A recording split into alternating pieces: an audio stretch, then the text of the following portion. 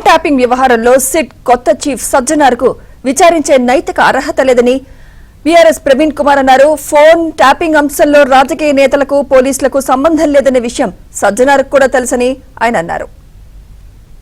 2 సంవత్సరాలు 350 మంది సాక్షులను గంటల తరబడి రోజుల తరబడి విచారించిన మీకు మా సీనియర్ నాయకుల పేర్లు వాళ్ళు చెప్పలేదు.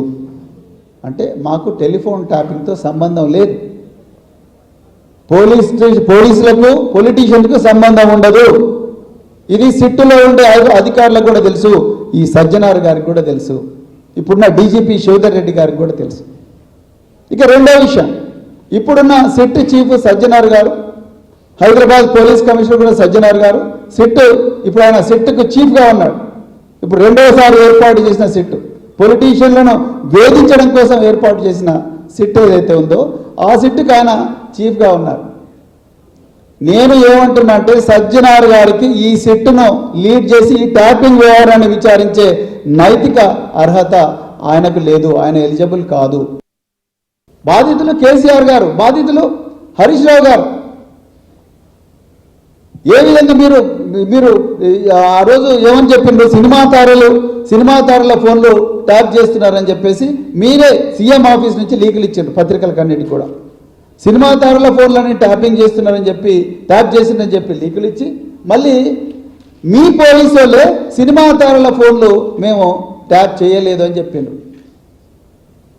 అంటే లేని సంబంధాలు అంటగట్టి వ్యక్తిత్వ హననం చేసి వాళ్ళందరి రెప్యుటేషన్ని దెబ్బతీసి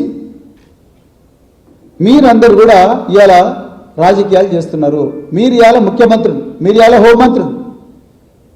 ఏ బేసిస్ మీద మీరు ఇవన్నీ చేస్తున్నారు?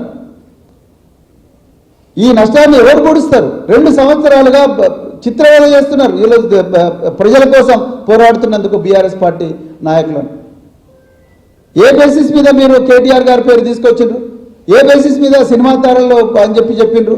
మరి అదే పోలీసు వాళ్ళు అదే సిట్టు సినిమా తారల ఫోన్లు మేము ట్యాప్ చేయలేదు, 600 దాంట్లో లేదు అని చెప్పిండ్రు. అసలు మీరు విచారించాల్సింది ఎవరిని? చివరిగానే ఇదే చెప్తున్నా, మీరు విచారించాల్సింది ఎవరిని? మీరు విచారించాల్సింది ఆనాడు డీజీపీని, మీరు విచారించాల్సింది ఆనాటి చీఫ్ ఆఫ్ ఇంటెలిజెన్స్ను, మీరు విచారించాల్సింది ఆనాటి ప్రిన్సిపల్ సెక్రటరీ హోమ్ను, మీరు విచారించాల్సింది ఆనాటి చీఫ్ సెక్రటరీని.